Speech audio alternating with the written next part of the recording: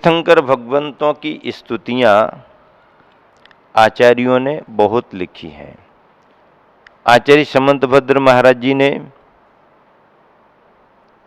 संस्कृत में दो बार स्तुतियां लिखी। स्तुति विद्या, स्वयंभू स्तोत्र आदि। वैसे तो सभी आचार्यों ने मंगलाचरण के रूप में किसी न किसी तीर्थंकर का स्मरण किया ही है। स्तुति तो प्रधान धर्म है। तीर्थंकरों का स्मरण तो मंगलाचरण है। किसी भी शुभ कार्य के करने के पहले तीर्थंकर भगवंतों का नामोच्चारण, उनका गुणगान स्तुति कहलाती है और यह स्तुति मंगलकारी होती है, मंगलाचरण के रूप में की जाती है। अब यहाँ पर पुष्पदंत भगवान की स्तुति की जा रही है। पुष्पदंत भगवान का दूसरा नाम सुविधिनाथ भी है। क्या है? सुविधिनाथ दूसरा नाम पुष्पदंत भगवान। गुरुवर आचार्य ने दो दोहों में बहुत अच्छी स्तुति की। सुविध सुविधि के पूर हो, सुविध सुविधि के पूर हो। सुविध, हे सुविधिनाथ, सुविधि के पूर हो। सुविधिनाथ, सुविधि, सुष्टु विधि, सम्यक विधि। विधि यानी पद्धति, सम्यक पद्धति आपने बनाई। सुष्टु पद्धति, सम्यक नीति आपने बनाई। सुविध सुविधि के पूर्व हो। विधि यानी विधि व्यवस्था, विधि विधान व्यवस्था। सुविध सुविधि के पूर्व हो, हे सुविधिनाथ भगवान, आप सम्यक विधि, सम्यक नीतियों के से पूर्व हो, भरपूर हो। और विधि से हो अति दूर। विधि यानी कर्म। विधि का अर्थ कर्म भी होता है, विधि यानी सम्यक विधि विधान नीति भी होता है। हमारी भावना यदि उनसे जुड़ी है तो भगवान दूर नहीं माने जाएंगे। और कोई हमारे बाजू में भी बैठा है और उससे हमारी भावना नहीं जुड़ी तो निकट रह करके भी बहुत दूर माना जाएगा। नीतिकारों ने संस्कृत में एक श्लोक लिखा है, दूरस्थोपि न दूरस्थो यो यस्य मनसि स्थितः। दूरस्थोपि न दूरस्थो यो यस्य मनसि स्थितः यो यस्य हृदये नास्ति समीपस्थोपि दूरतः।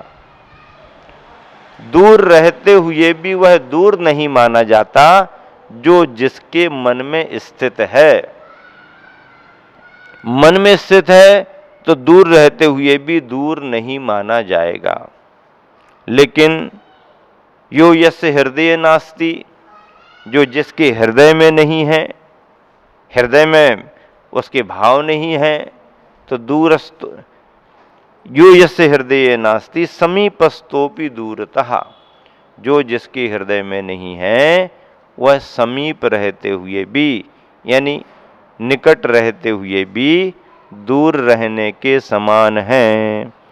इसका मतलब ये हो गया कि व्यक्ति चाहे दूर हो चाहे पास हो, व्यक्ति चाहे दूर हो चाहे पास हो, इससे फर्क नहीं पड़ता, भावों का संबंध होना चाहिए। भावों का संबंध है तो दूर रहते हुए भी हम पास हैं, और भावों का संबंध नहीं है तो पास रहते हुए भी दूर हैं। गुरु कहाँ विहार कर रहे, अभी कितनी दूर विहार कर रहे? हम यहाँ पर सागर जिले की बड़ी देवरी नगरी में विराजमान हैं। यहाँ अपना क्रम चल रहा, स्वाध्याय चल रहा। गुरुवर आचार्य श्री नरसिंहपुर जिले में और आगे आगे विहार करते जा रहे हैं। छिंदवाड़ा जिले की ओर आगे बढ़ रहे हैं, संभवतः छिंदवाड़ा जिले में पहुंच गए हैं। तो फिर इतने दूर हैं तो भी कोई दूरी नहीं। अरे इतनी दूरी क्या, 1000 किलोमीटर भी दूर हो तो भी कोई दूरी नहीं। क्यों? क्योंकि गुरु और शिष्य का संबंध भावों से जुड़ा हुआ रहता है। भावों से जुड़ा हुआ रहता है। गुरु और शिष्य का संबंध भावों से जुड़ा हुआ रहता है। कितनी बड़ी बात है। दूर रह कर के भी गुरु शिष्य को याद कर लेते हैं। शिष्य भी बहुत दूर रह कर के भी प्रतिदिन अपने गुरु का स्मरण करता रहता है, उनके नाम की माला जपता रहता है। ये जो भावनाओं का संबंध है, यही भावनाओं का संबंध मोक्ष मार्ग माना गया है। उन्होंने आदेश दिया, वो आचार्य हैं, आदेश देंगे, आदेश का पालन किया जाएगा। आदेश का पालन शिष्य करता है। शिष्य अपने आप को इस मायने में सौभाग्यशाली समझता है कि गुरुदेव ने मुझे आदेश दिया, मुझे आदेश देने के योग्य समझा। गुरु ने योग्य समझा तभी तो आदेश दिया, और शिष्य फिर उस आदेश का पालन करता है। शिष्य उस आदेश का क्या करता है? पालन करता है। तो इस तरह से गुरु और शिष्य का संबंध है, भक्त और भगवान का संबंध है। दूसरी बात और क्या? माँ और बेटा। माता पिता कितने दूर हो, बेटा कितने दूर हो, भावनाओं से संबंध जुड़ा है तो निकट ही माने जाते हैं, और भावनाओं से संबंध नहीं जुड़ा तो पास रहने पर भी पास नहीं माने जाते हैं। और जिसका भावनाओं से संबंध नहीं है तो भले ही पास हो, लेकिन परंपरा में पास नहीं है, वो फेल हो गया। क्या? हाँ, भले पास है लेकिन परंपरा और भावनाओं में वो फेल हो गया। और दूर भी कोई हो, पास ना भी हो बाहर से, लेकिन भावनाओं से जुड़ा है तो दूर रह कर के भी वह पास है और धर्म के मार्ग में पास हो गया। कितना बढ़िया। तो गुरुवर क्या लिख रहे हैं? सुविधि सुविधि के पूर्व हो, विधि से हो अति दूर, मम मन से मत दूर हो। मेरे मन से आप दूर मत हो, विनती हो मंजूर। ये मेरी विनती है, विनय है, जो मंजूर होनी चाहिए। अगला दोहा क्या है? बाल मात्र भी ज्ञान ना। बाल मात्र भी, थोड़ा सा भी, जरा सा भी मुझे ज्ञान नहीं है। बाल मात्र भी ज्ञान ना, मुझ में मैं मुनि बाल। बाल मात्र भी ज्ञान ना, मुझ में मैं मुनि बाल। मैं तो छोटा मुनि हूं, बच्चा हूं अभी। बाल मात्र भी ज्ञान ना, मुझ में मैं मुनि बाल। मैं छोटा मुनि हूं और जरा सा भी मुझ में ज्ञान नहीं है। करूं क्या? बबाल भव का मम मिटे। बबाल, बबाल बबंडर। बबाल होता ना, भैया जरा सी बात को तुमने बबाल बना दिया, धजी का सांप बना दिया, तिल का ताड़ बना दिया, बवाल खड़ा कर दिया तुमने छोटी सी बात को लेकर के। तो बवाल भव का मम मिटे, मेरे भव का बवाल बबंडर ये सारा का सारा मिट जाए। प्रभु पद में मम भाल। प्रभु के चरणों में मेरा भाल यानी मस्तक नमा हुआ है, झुका हुआ है। ऐसे पुष्पदंत भगवान की स्तुति गुरुवर आचार्य श्री ने की है।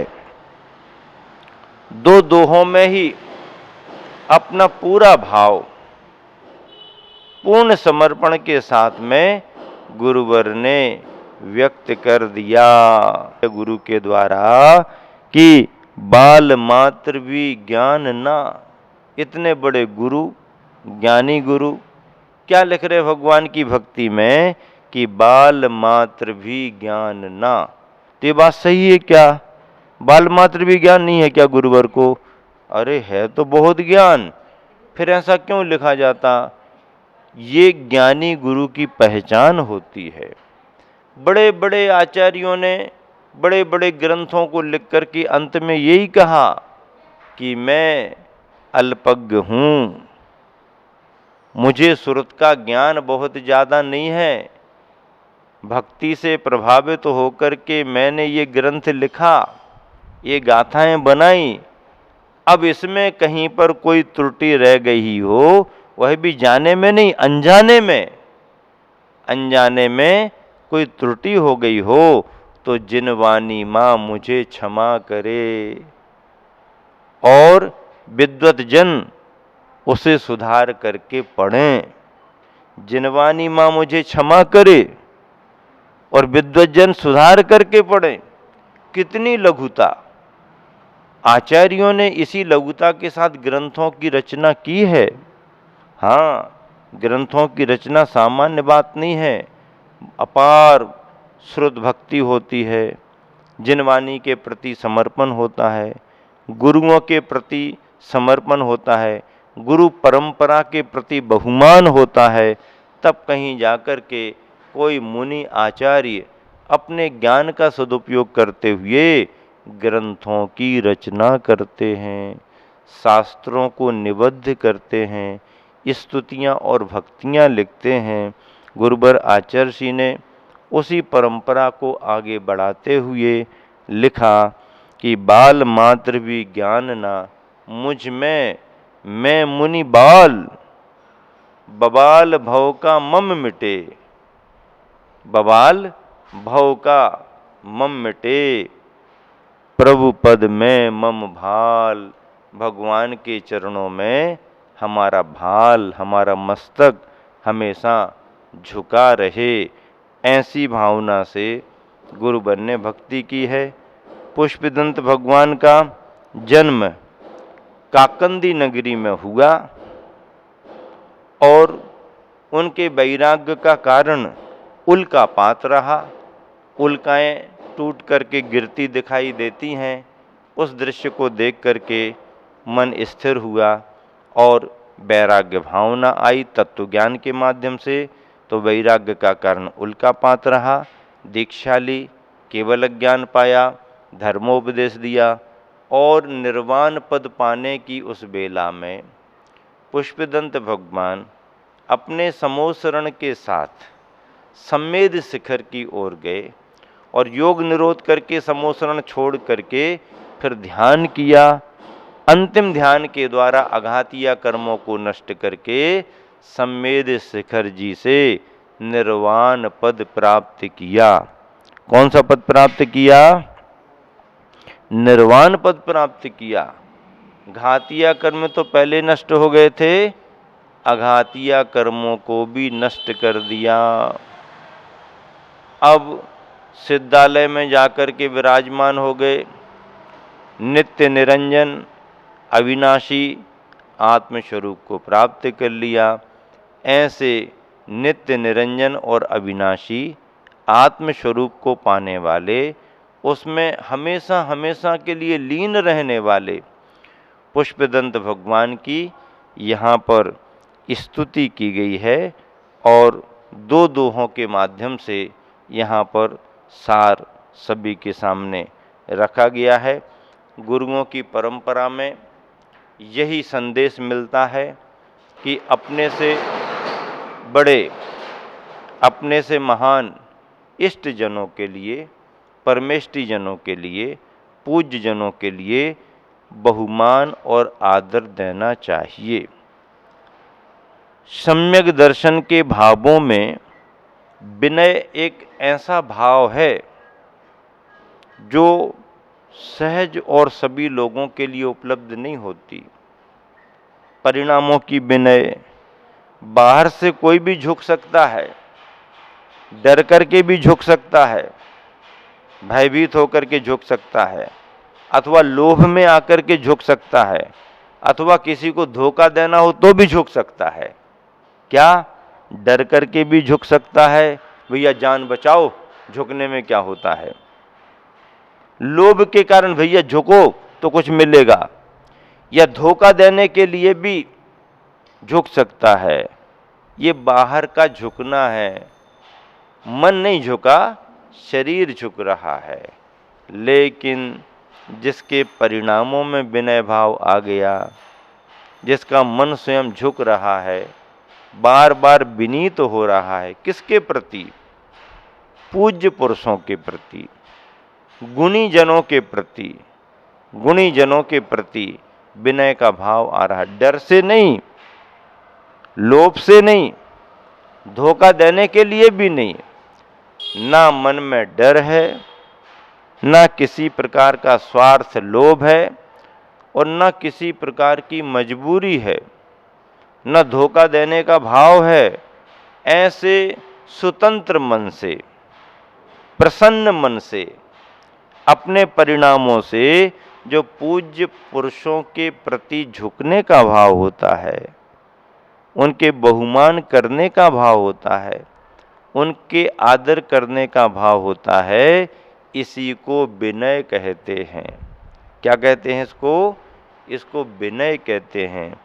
और ऐसी विनय मोक्ष मार्ग में हर सम्यक दृष्टि भव्यात्मा के लिए अनिवार्य मानी गई है। हमने अपने गुरुवर के जीवन में और अपने गुरुवर के जीवन में जो सुना है, देखा है, विनय से ओतप्रोत जीवन रहा है। गुरुवर आचार्य श्री विद्यासागर जी अपने गुरु के प्रति कितने विनयवान रहते हैं, और जब वह अपने गुरुवर आचार्य ज्ञान सागर जी महाराज जी के संदर्भों को सुनाते हैं तो ऐसा लगता है कि वाकई में क्या गुरु परंपरा रही है। एक एक क्षण, एक एक पल श्रुत भक्ति में, गुरु भक्ति में, आचार्यों की भक्ति में गुरुओं का निकलता है। और इसी विनय से गृहस्थ और श्रावक जन भी शिक्षा लेते हैं। वह ये भाव भाते हैं कि इतने बड़े बड़े मुनिजन भी अपने गुरु के प्रति इतने विनयवान होते हैं, तो हम गृहस्थों को भी अपने मुनियों की, गुरुओं की ऐसी ही विनय करनी चाहिए। और यह विनय भाव विनय करने वाले को गुणी बनाता है। जिसके पास में गुण होते हैं वही झुकता है, बिना गुणों के कोई झुकता नहीं है।